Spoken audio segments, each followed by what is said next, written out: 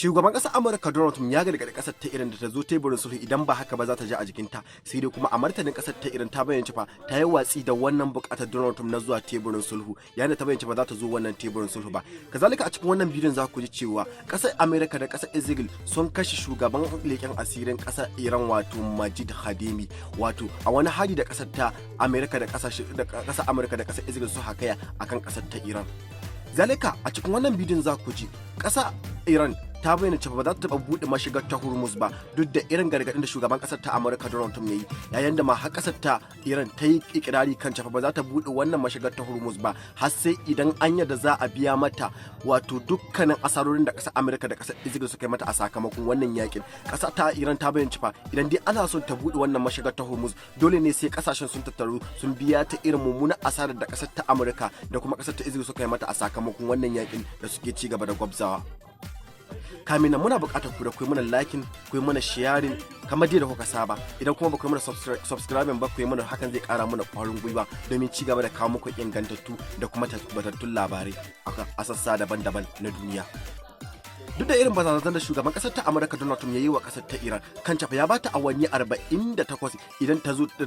teburin sulhu, idan ba haka ba kuwa za ta ji a jikinta, sai da ko a martanin ƙasar ta Iran ta bayyana cewa ba ta da ƙudurin zuwa teburin sulhu idan ma shugaban ƙasar ta Amurka Donald Trump ya ga dama ya yi dukkanin matakin da yake yunkurin ɗauka akan ta ya ɗauka, domin ba za su zo a wannan teburin sulhun ba. Shugaban ƙasar Amurka Donald Trump ya bayyana cewa zuwa a ranar Litinin yau za su kaddamar da mugayen harhare kuma za su hukunta kasar ta Iran, wanda shine karshen awanni 48 din da wato shugaban kasar ta Amurka Donald Trump ya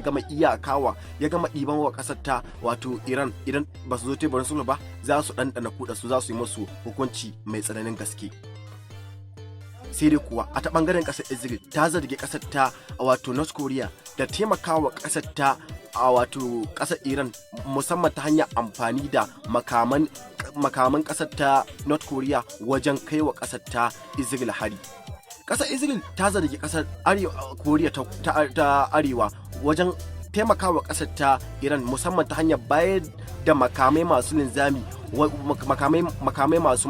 masu linzami da kuma masu matukar hatsarin gaske wajen kaddamar da mugayen har-har akan kasar ta wato Israel.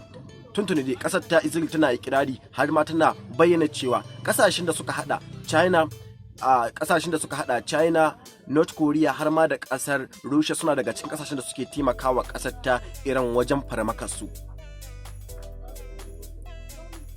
Kasar Amerika wato kasar Israel da Amerika sun yi kirari kan cewa sun kashe shugaban kungiyar leƙen asirin kasar ta Iran ta IRGC bayan a sakamakon wani hari da suka kaddamar. Harin da kasar ta Amurka suka kaddamar a cikin kasar ta Iran, wanda suka bayyana sun samu nasarar kashe shugaban kungiyar leƙen asirin kasar ta Iran mai suna Majid Hadimi. Duk da cewa a ta bangaren kasar ta Iran har yanzu ba su fito suka yi karyata ko kuma suka tabbatar da wato mutuwar shugaban kungiyar leƙen asirin kasar ta Iran ta IRGC. Zalika shugaban kasar ta Amurka Donald Trump ya yi kirari kan cafa sun kubutar da ɗaya daga cikin matukan jirgin su wanda kasar ta wato Iran ta samu nasara harbi ɗaya daga cikin jiragen yakin kasar ta Amurka mai kira F-15. A lokacin da kasar ta Iran ta samu nasara harbi wannan jirgin na kasar ta Amerika mai kira F-15, wannan a lokacin da matuƙa guda biyu ne suka kasance a cikin wannan jirgin kuma sun samu nasarar fita daga cikin wannan jirgin, yayin da kuwa kasar ta Iran ta samu nasarar kama ɗaya daga cikin waɗannan matuƙan jirgin, zalika guda kuma ya tsere. Hakan ya sanya kasar ta Amurka ta ɗauki alwashin kamo ɗaya daga cikin wato waɗannan matukan jirgin nata, sai wanda hakan ya sanya wanda shugaban ƙasar ta Amurka Donald Trump a yanzu yake fitowa yake bayyana cewa sun samu nasarar kubutar da wato ɗaya daga cikin matuƙa jirgin F-15 wanda ƙasar ta Iran ta kama, duk da cewa babu hotunsa babu wasu ƙwararren hujjoji da suka tabbatar da haka, kuma ƙasar ta Iran bata fito ta bayyana cewa ƙasar ta Amurka ta gama kwace wannan matuƙin jirgin na ƙasar ta Amurka ko kuma bata gama kwace sa ba. Amma babu hoto babu bidiyo, kamata idan dai kasar ta Amurka tana tabbaci kuma ta tabbatar cewa ta kama sai ta yi bidiyo ko kuma ta yi hoto ta nuna wa duniya kan cewa ta samu nasarar kubutar da shi, wanda kamar wasu ke zargi kan cewa kamar shugaban kasar ta Amurka Donald Trump ya kawai yana yin siyasa ne domin kada ya fito su bai a ce wannan kamar wani babban abin kunya ne a ce an kama matukin jirgin su amma kuma sun kasa kubutar da shi. Domin idan da tabbas sun kubutar da shi, ina bidiyo ina kuma hoto na wato nasarar da suka samu na kubutar da shi? Babu bidiyo kuma zalika babu hoto bayan da suka yi kirari kan cewa sun kubutar da shi. Har yanzu da yaƙi na cigaba ɗaukar zafi tsakanin ƙasashen Amurka da Israel har ma da ƙasar ta Iran. Yayin da ƙasar ta Iran ta ƙara zafafa hare-hare a kan ƙasar ta Israel, ta ƙara zafafa hare-hare a kan sansanin sojojin ƙasar ta Amurka da ke yankin gabas tsakiya. Har ma ƙasar ta wato Iran ta samu nasarar harbe ɗaya daga cikin helikopta wato jirgi mai sauka ungulu na mallakin ƙasar ta Amurka da ke ƙasar Kuwait. Ƙasar ta Iran ta samu nasarar harbi wato jirgin yaƙi helikopta mai saukar ungulu mallakin sojojin saman ƙasar ta Amurka da ke yankin gabas tsakiya a cikin ƙasar Kuwait. Shugaban ƙasar Amurka Donald Trump ya yi gargaɗi, ya yi kuma ya nuna da cewa fa a yau Litinin za su hukunta ƙasar ta wato Iran idan dai ba su zo teburin sulhu ba, amma kuma a ta bangaren ƙasar ta Iran ta yi kunnen uwar shagu da waɗannan kalaman na shugaban ƙasar ta Amurka Donald Trump, yadda suka bayyana cewa ba za su zo teburin sulhu ba, suna nan kan bakarsu, ba za su taɓa dakatar da wannan yakin ba, ba za su taɓa dakatar da wannan yakin ba sai sun gama cimma burinsu game da wannan yakin da suka ɗauko. Shugaban Firaministan ƙasar Israel Benjamin Netanyahu na ci gaba da zargin ƙasar ta Iran da farmakarsu ta hanyar da bata dace ba, musamman ta hanyar su wato ta farmakarsu akan wato fararen hula, kamar da Firaministan ƙasar ta Israel Benjamin Netanyahu ya zargi ƙasar ta Iran. Shugaban ƙasar Amurka wato ƙasar ta Amurka ta yi ikirari kan cewa ta karya gada mafi girma a cikin ƙasar ta Iran. A sakamakon wani hari da suka bayyana sun kai a cikin ƙasar ta Iran, ya yi nasarar karya gada ƙasar ta Iran wadda ita ce gada mafi girma a duk faɗin ƙasar ta Iran. Sai dai har yanzu ƙasar ta Iran bata karya ba kuma bata yi sujuda ba, kuma zalika bata miƙa wuya ba, tana nan kan bakar da kan ba za ta zo teburin sulhu ba duk kowane irin rauni da ƙasar ta Amurka za ta yi mata. Ƙasar ta Iran ta bayyana cewa ba za ta taɓa dakatar da ba za ta taɓa bari wata ƙasa ko kuma wani jirgin ƙasar ta na wata ƙasashe idan dai ya kasance wannan jirgin mallakin ƙasar ta Amurka ne ko kuma wata ƙasa ce wadda ta kasance tana da alaƙa da ƙasar ta Amerika ya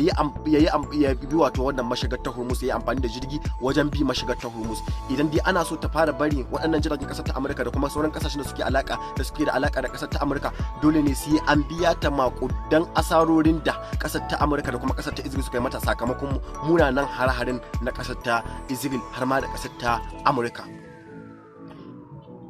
Shin ƙasar ta Amurka da kuma wato ƙasar ta Israel za su yadda ko kuma sauran ƙasashen gabas tsakiya za su yadda su biya maƙudan kuɗaɗen da wato aka yi wa maƙudan abubuwan da aka yi wa ƙasar ta Iran asara da su, duk da cewa har gobe suna ikirari kan cewa a ci gaba da farmaka ƙasar ta Iran, duk da cewa ta bangaren shugaban ƙasar ta Amurka Donald Trump da dukkanin alamu fa ya fara sarewa bayan da ya fito ta hanyar kan cewa dole ne a zo a yi teburin sulhu, dole ne a zo kan teburin sulhu domin kawo ƙarshen wannan yakin, duk da cewa ta bangaren ƙasar ta Iran tana yin kunnen uwar shagu da waɗannan kalamai da kuma lafazin shugaban ƙasar ta Amurka Donald Trump. Amma shi a ganin ku ya dace a ce ƙasar ta Iran ta zo kan teburin wannan sulhun domin kawo ƙarshen wannan yakin ko kuma ta ci gaba akan bakarta na ci gaba da yaƙar ƙasar ta Israel har ma da ƙasar ta Amurka har sai illa masha Allah har sai bukatunta da kuma ƙuduranta sun gama cika, duk da cewa suna ganin tafiya kamata a kawo ƙarshen wannan yaƙi sakamakon yadda ake ci gaba da asarar maƙudan kuɗaɗe da kuma rayuka.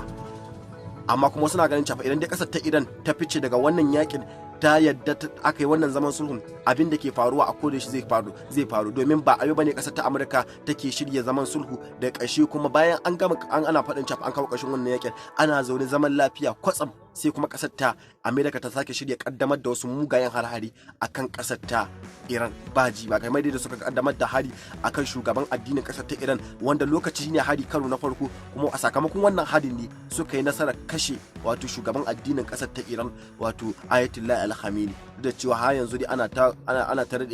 shin ya mutu ko bai mutu ba kan bayan da in kwanakin bayan kalaman shugaban ƙasar ta Amurka Donald Trump a in kwanakin baya da na gabata.